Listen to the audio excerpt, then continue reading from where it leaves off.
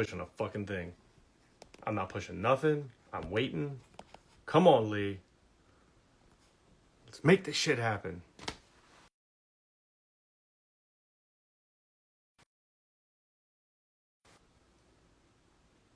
All right, let's see. I can wave at people. All right, I can wave at people. I'm waving. So there, I got the waving going. I can touch a button now. Awesome. All right, Lee, Yee, it's on you, man. I can't fucking stand this shit. All right, here we go. Got you waving. Now he's asking to join. View request. Oh, that was so horrific. I pushed it there. Oh, thank God. Oh, there you go. Fix that. Oh, that was terrible. Your audio was terrible. It was better earlier. Probably because I'm on a headphone right now. Let me go ahead and take this off and see how this goes. All right, try that out. How's that? Oh, that's actually like tremendously better. Yeah. Yeah, so. I think we're both showing our dad influences there, since my headset not only channels right into my ears, it also supposedly serves as a microphone, and not a very good microphone at that. Well, look how I've upgraded. I've gone away from the whole corded situation to earbuds, so I'm trying to catch up with the youngsters with my gray hair and my beard. All right, man. Both should be sitting on our rocking chairs yelling at kids to get off our lawns. Oh, I'm actually in a rocking chair, so, well, it's a rocking computer chair. Anyway, I digress. Let's start this off, all right? So the whole idea here is it's the Q&A for people trying to get their petitions done for USPSA presidency. So without going into the new minutes, because I've barely read over it like 7 times, let's start with the first one, which is for the people that don't know who you are. Who are you, and what are you out of? So for those people that don't know who I am, my name is Yee-Min. I am a competitive shooter out of the San Francisco Bay Area, so that's Area 2. I've been involved in the sport since about 2014. I kind of got into the sport. For those of you out of Area 1 who remember Gabe White, he actually had a training diary talking about his progress through getting better as a concealed carry concealed carrier with his by shooting USPSA, and that's kind of the short of it. All right. Well, you've also covered another question, which was how long have you been playing or practical shooting at all of any type? But let me ask you, where are you at with your petition? How far along have you out with that? I actually submitted the petition at the beginning of September, shortly after everything kind of sort of settled out with the previous administration. So I've got the signatures. The petition's been submitted and received by USPSA, and that's where we're at. So they've taken it from you, and they haven't notified anybody else. There's no kind of official log for that because they haven't started the actual election process yet. As far as I understand, yeah, that's correct. Yeah, okay. That was my understanding too. But so you've been playing practical shooting, and I posted a picture of you up there shooting production. Is that your division?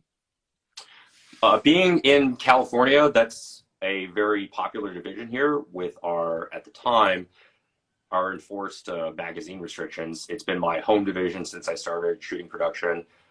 I shot single stack last year in preparation for Classic Nats when I was going to work that match. And like the rest of the crowd, I've been shooting carry optics for the majority of this year, just to kind of change things up a little bit. Any steel challenge or multi-gun? I've tried doing steel challenge a few times, but certainly not as involved as I am with USPSA. 3-gun, we do actually run a 3-gun match at my home club, Rich McGraw Gun Club. It runs under UML rules. For those of you that are familiar with Pete Rensing and his UML rule set, I've shot a couple of matches under the UML rule set, but primarily 2-gun. So I do have a shotgun, but unfortunately it's not quite competitive for the game that we play. So I've shot 2-gun, rifle, pistol, PCC pistol, that flavor. Oh, okay. Well, I mean, I started this whole sport to play 3-gun, and I never actually got around to shooting a match. But Well, let's get into some questions that we've got here for the actual presidency. So the one is, what's the first thing you'd like to see changed as the new president? Well, I definitely believe that for anyone starting a position in the beginning, there's always going to be a little bit of a ramp up period where things that you might be, you might think about how the organization works and how the rules work. The reality might be a little bit different. Certainly, and certainly with the special election coming up, realistically, you're talking at most a year, a little over a year before the next formal election comes into place. So certainly there's a little bit of expectation management to be played in terms of what is feasible in a relatively short period of time. There has been discussion. I did listen into the members' meetings, and I think certainly something that we can focus on is providing more value to the clubs. That sort of ties into your second question. The clubs are certainly the lifeblood of the sport. We do have a significant number of members that shoot club matches regularly, and being able to support the local clubs, whether it's match director support, stage design support, even being able to support, clubs in finding ways around financial or logistical challenges. That's certainly something I'd like to at least start the process on. It may not be completed within a year, but certainly to start that process of, hey, here's how you can be a more efficient match director. Here's some ways that you can draw on, best practices from clubs around the United States within your area or your section, and make that information readily available and easily digestible for match directors and clubs in general. That's certainly something I would like to be able to take a look at. So to summarize your answer there, it sounds like you were trying to say in the long run, you'd like to see, as far as the first move, after you've had some time to work and see what the organization is actually doing from the inside, is to try to find a way to help better support the clubs. Absolutely. That sort of ties into another question that we've looked at, and certainly some of the considerations from clubs. The club that I am a home to, Richmond Rod and Gun Club, we are a very unique club.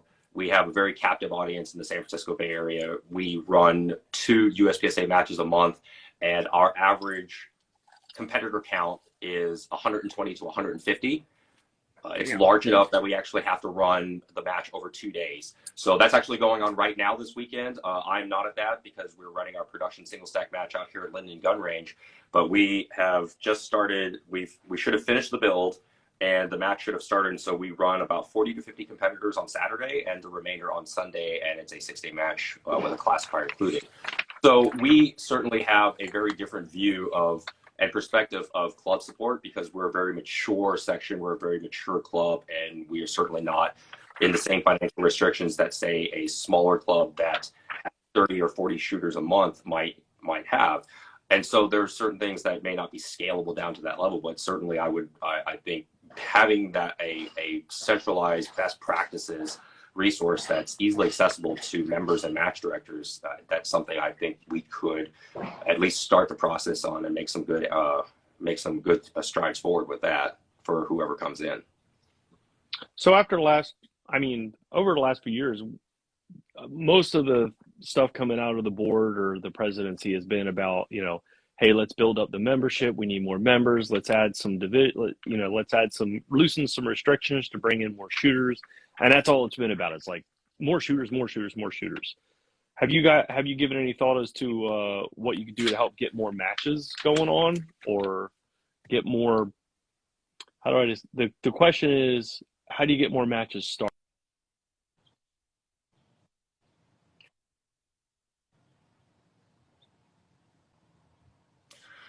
Well, I certainly think growing the membership count is an admirable goal, and I understand the justification behind that.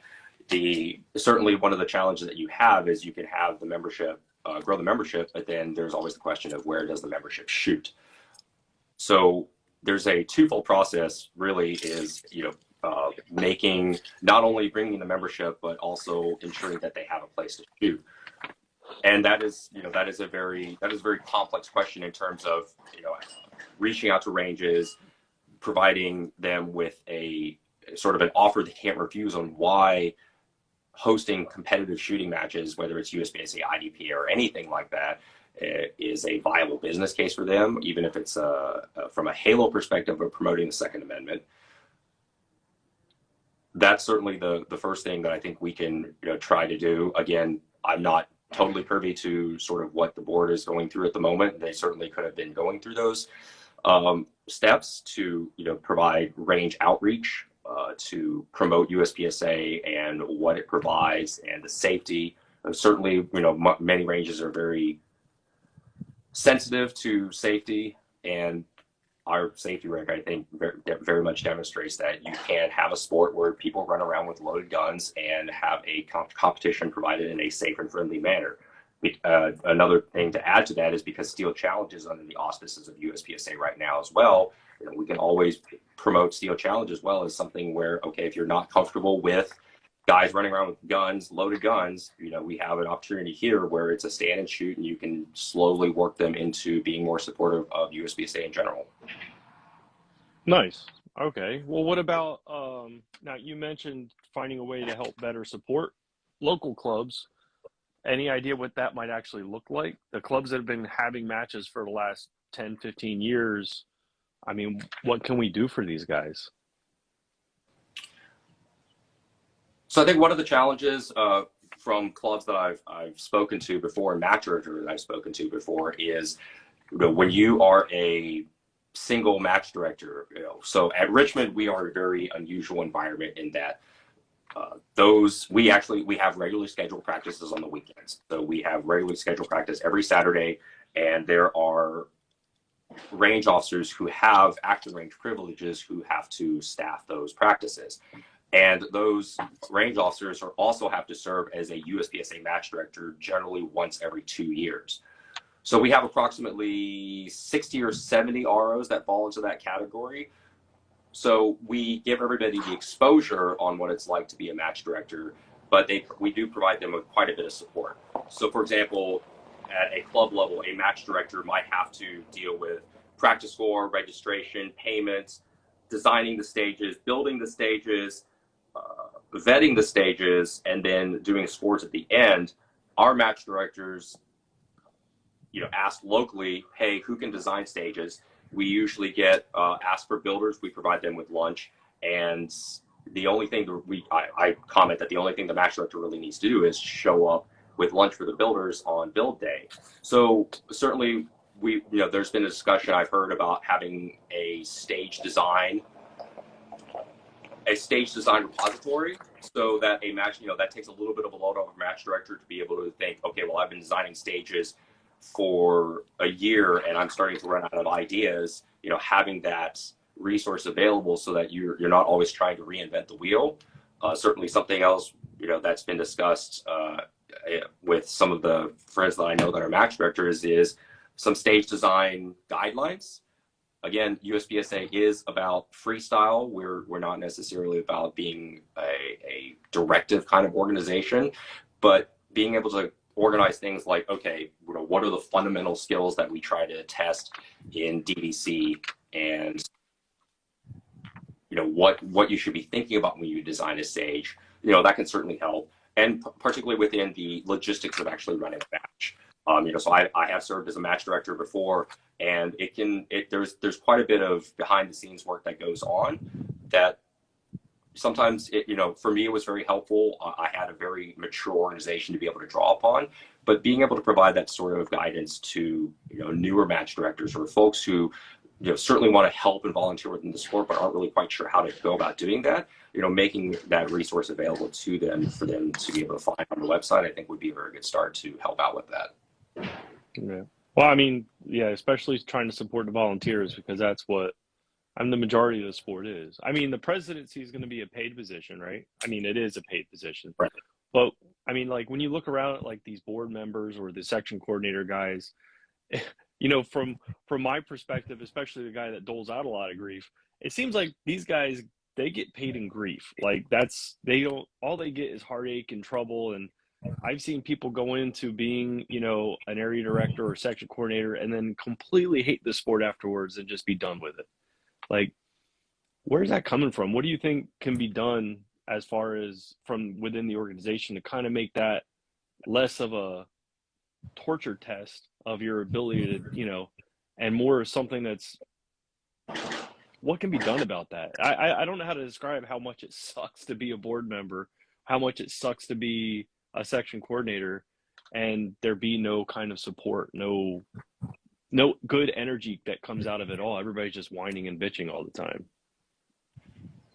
I think that's always a challenge when you're in a leadership type environment, particularly a leadership role or a management environment that is more collaborative in its nature rather than directive.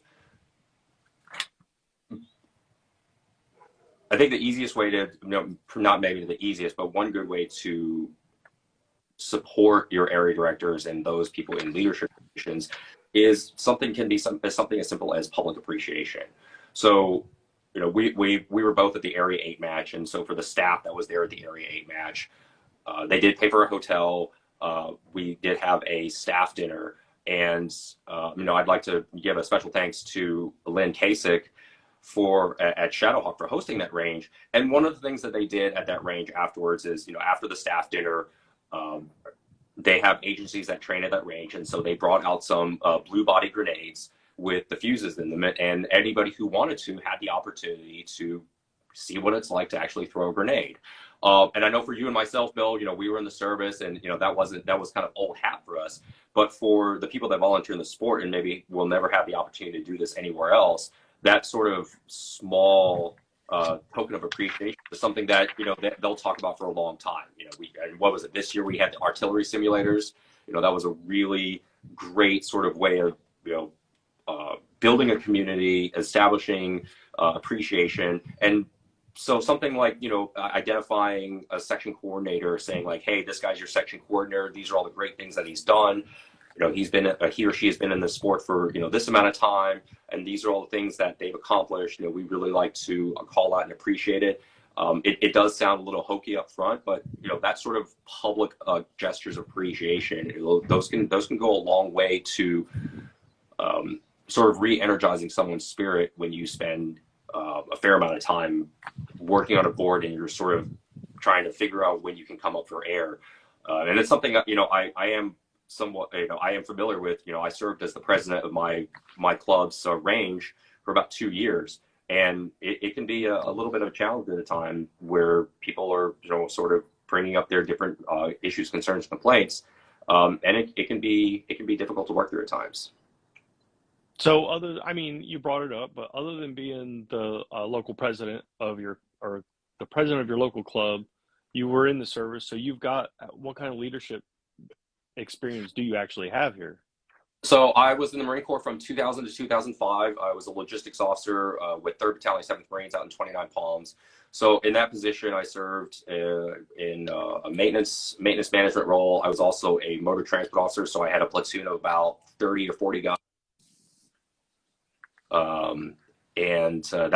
I served in that leadership position for about a year. So kind of guiding along a bunch of junior Marines in our second deployment to Iraq in 2004.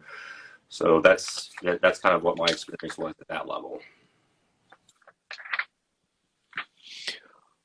Well, that's good. Having the experience is a very nice thing to actually hear about. So, so let's ask the question is, let's try to ignore the board minutes. I know you've been busy today on the range. You may not even had time to look at the new board minutes, but it's almost an unfair question to ask. But the question that I've got written down is, can you describe the changes the board has been actually working on and what your thoughts on them are? Well, my understanding of what the board is trying to do is they're going through a period of organizational change. You're trying to adjust from the status quo. You're trying to better define a particular role and what the responsibilities are, and to codify that in the bylaws.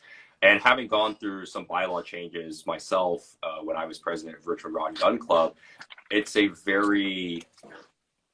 it's not a process that moves quickly. You and I were both in the military, and decisions and cultural shifts and cultural changes are not exactly something that is measured in days. Sometimes it's measured in months and years to try to push that thing through. So I understand, my understanding is that there's some redefining of the leadership roles from the executive as well as the presidential position. And that process is something that they're going through. And they have the most insight into kind of the challenges they dealt with. And I trust them in their, that they have our best interests in mind, and basically setting up the organization to be able to move forward in a positive manner. So you think they're doing more like a lessons learned, trying to adjust so that maybe we don't have, I don't want to say repeats, but we don't just continue on doing the same shit show. Is that sounds like what they're doing? That's what it seems like I they're think doing to me. So No, I think that's a fair statement. I mean, there's a lot of things to process.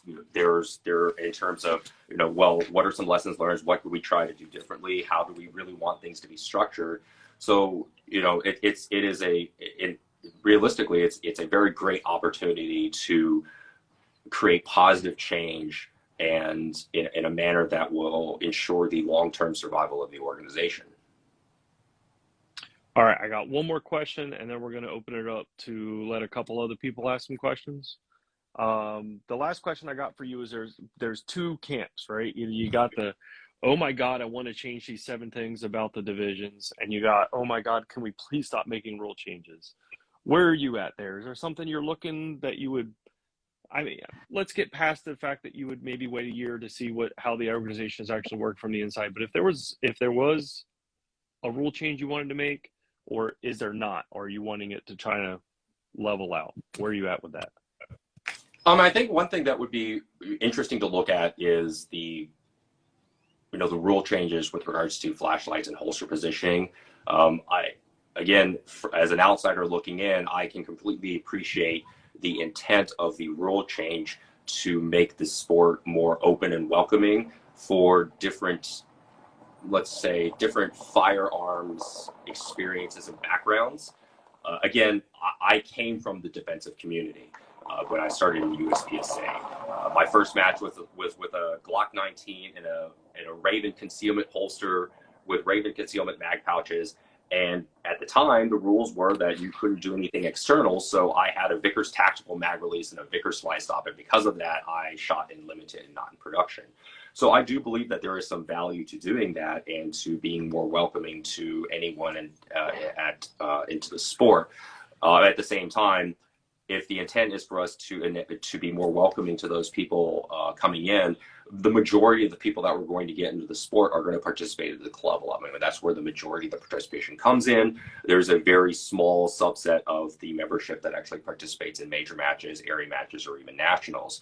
So we do already have level 1 exemptions in place for many of the rules in the USPSA rulebook. Certainly that would be a consideration to just examine and look at it and see, is this something that really needs to be applicable across the board, or is this something that we can push as a level 1 exemption to be more welcoming to those that just want to come in and be able to test out their duty gear, to test out their carry gear, or just, again, rung what you brung. So the one thing that you'd like to see is maybe make the flashlight appendix draw stuff move down into a level 1 exemption, and then get rid of that for level 2 and up.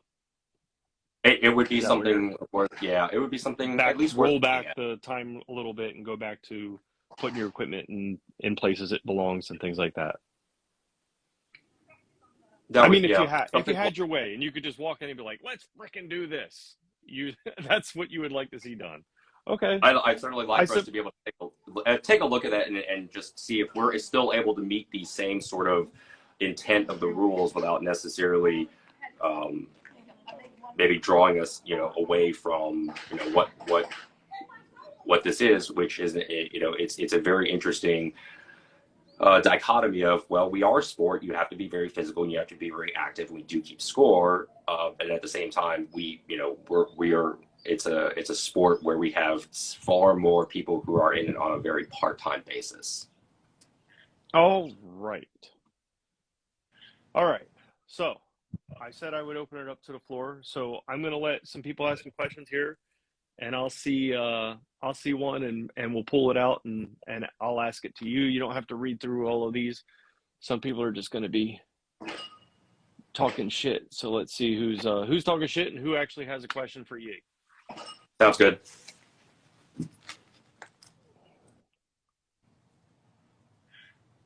All right, that's a fair enough question. So Grandmaster Ollie wants to know how you feel about the leaked memo where it was clear the board had a hidden agenda. Have you read the memo?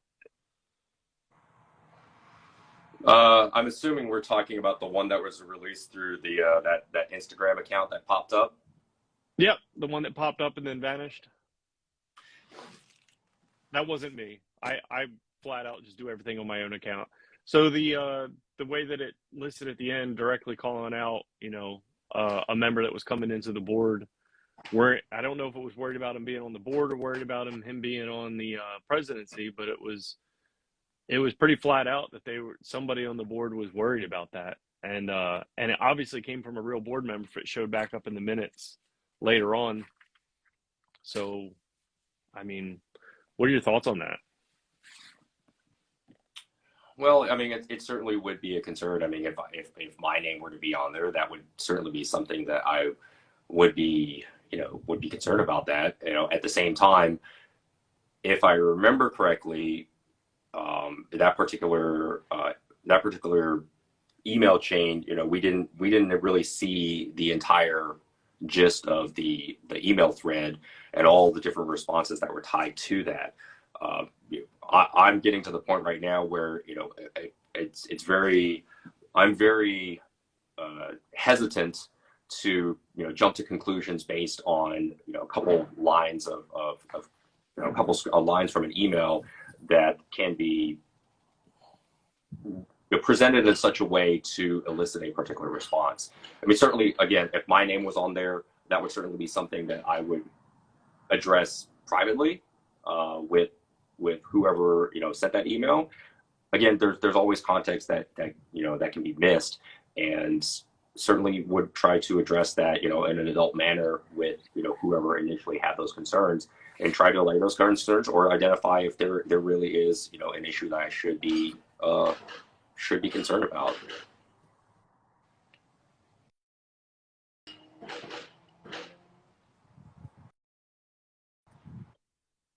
All the drama get to you. That's pretty freaking adult. I don't think I can do it. Ben Priester wants to know if there's any bylaws that you think need to be updated. Hey Ben, really appreciate you sitting in on this live stream here, and it's always great to hear from you. I hope things are going well for you out in Virginia Beach. Bylaw changes are something that I think any adjustments to those should be a very measured response. I've looked through the bylaws, I've scanned through the bylaws, and it's always a challenge to look at them and go, well, okay, this I think needs to be changed. And certainly, that's not fair for me to just be able to come up with changes I would make if I was God, Emperor of the universe. That would be something I would have a discussion with the board members and looking at the context of those bylaws, why those bylaws are in place, what would the potential consequences be for a bylaws change. And certainly that would be something I would want to try to make a decision in conjunction with the leadership, which in this case are the board of directors of USPSA, as well as input from the membership. Now, I'm gonna feed off of a question that was asked here, but essentially, you've worked a shitload of matches, dude. I've seen you all over the place. Nationals, you've been all the way out here to Area 8, and you live in California, for crying out loud. I mean, it seems like every other match I go to, traveling, I see you there. So, from a firsthand experience, the different experiences you get as an RO at different types of matches and how they support our ROs. Is there something that you think could be more standard across the board as far as supporting ROs and CROs for matches? In the eyes that you want to get these guys to come back, you want them to keep coming back.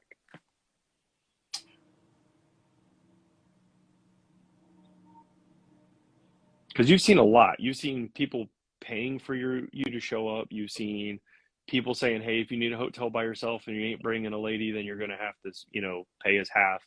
I mean, you've seen matches where they may or may not have enough tents to cover you if it starts to rain. You may get the broken one, but like, I mean, you've been around, so I mean, is there something that you would like to see better to that would be better to help support more ROs to keep them coming back? So I think me having worked matches where there has been a stipend provided, where there hasn't been a stipend provided, but at least you're trying to cover your travel and living expenses. I think showing appreciation of your staff in any way that you can, it goes a long way towards encouraging staff to come back. I wouldn't say it's a thankless task, but it is a task that we are asking people with regular lives, day jobs, families to take vacation time, to give up their weekends to help support and manage a sport. I do, one of the things I think that would be helpful, again, with sort of MD support, this is before my time, but I do remember, in addition to the Range Master program, there used to be a program for tournament directors. And that would be something that I think would be very useful if we, to try to revisit that and go, okay, if you're going to be running a level 2 and above match, what are some of the considerations you should be thinking that you might want to look at in terms of staff compensation, staff or staff appreciation, and within the fiscal constraints that you have. I mean, certainly, we've all seen that the sport is dependent on sponsorship support, is dependent on match fee support, and there are a great number of us who spend our own hard-earned money to be able to do the thing that we love, which is run around with guns and shoot brown targets. So having yeah, and having that sort of guidance as a tournament director of, hey, how do we how do you run a major match? I mean, it's certainly within the Arden program. There is a high level discussion of how to logistically run a match, but having a guidebook of sorts where you go, okay, if this is how much money I have, then what can I do to be able to support my staff in a way that makes them feel appreciated if I'm not necessarily able to just give them money up front. And I used to think that having some sort of stipend would be a way to attract more people to staff matches. I'm not really quite sure that that's the answer anymore. There's certainly a growth and mentoring process that I think has to take place at major matches. I was fortunate enough that when I started my career as a range officer, the first major match I worked, I had a CRO that taught me a lot about things I just wasn't aware of on how to run a stage. And certainly as a CRO or as an RO for me as a major match, I will take the time and go out of my way to mentor and teach the next generation of ROs, so that when they sort of take away the fear of, oh gosh, I'm working a major match, now what do I do?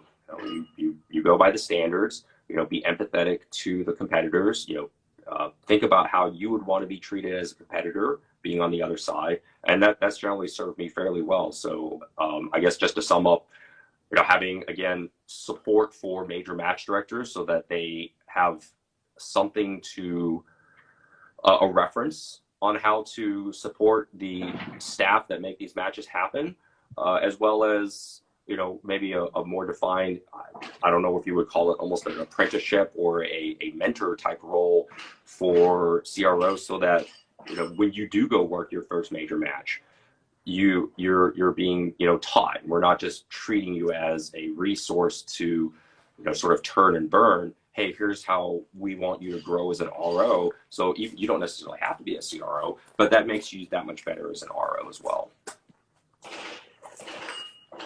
All right, man. Fair enough. I mean, yeah, I have a lot of appreciation for ROs running the matches that I ran, so I'm well aware of the suckitude that goes involved on both ends of that. But anything else you want to close out with before we wrap this up?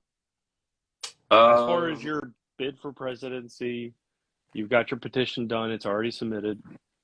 Anything you want people to know about you before the actual run for the presidency starts, so they keep you in their mind?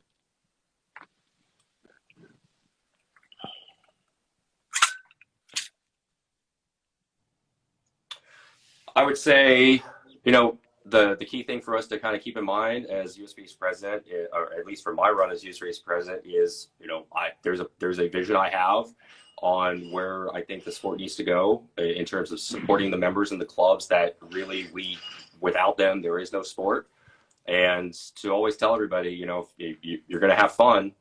And if we weren't having fun, I don't think we really would be doing this. And so that's going to be what I'll always keep first and foremost is, not only am I doing the right thing by the membership, am I doing the right thing by the sport, but also at the end of the day, are we providing a fun, a place for people to have fun while exercising their Second Amendment rights and growing their proficiency as firearms owners? Well said. Well spoken. All right, Yee-Man. It's awesome talking to you. I'm sorry I didn't have any walk-on music. I'm not technically savvy enough. I could barely get the damn IG live to run tonight. So, but it was awesome having you on here. It was good seeing you this year at Area 8 and down at Nationals. So, appreciate it. Get back to your match, man. I'll talk to you again later when the election starts up. Hey, sounds good. I really appreciate you taking time out of your schedule today, Bill. And like I said, it's always a pleasure to talk to you. All right, bud. Take it easy. All right. Take care, Dave. You got to hang up. I'm not going to hang mine up. You got to hang yours up. All right. I got it. Let me see how I do this. Where's the end button? Oh, there it is. Hey, have a good one, Bill. I believed in you all along, brother. At least he figured out how to hang up easier than I figured out how to get on this damn thing. So there's Yee-Min Lin. He's already got his petition signed, so you can look for him on the ballot once the special election actually kicks off. We do have tomorrow at 7, checking my schedule here. Yep. Tomorrow at 7, we have Steve Moneypenny. He wants to come on and let people know what his bid for presidency is going to look like. I'm going to ask him a lot of the same questions.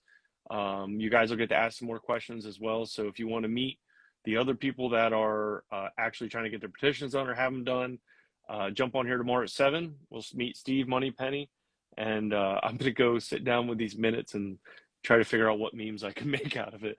I'll share this on YouTube or Facebook and over on YouTube, so you guys can go and watch his answers and compare them later on. All right, guys. So I'll catch you next time. Take it easy.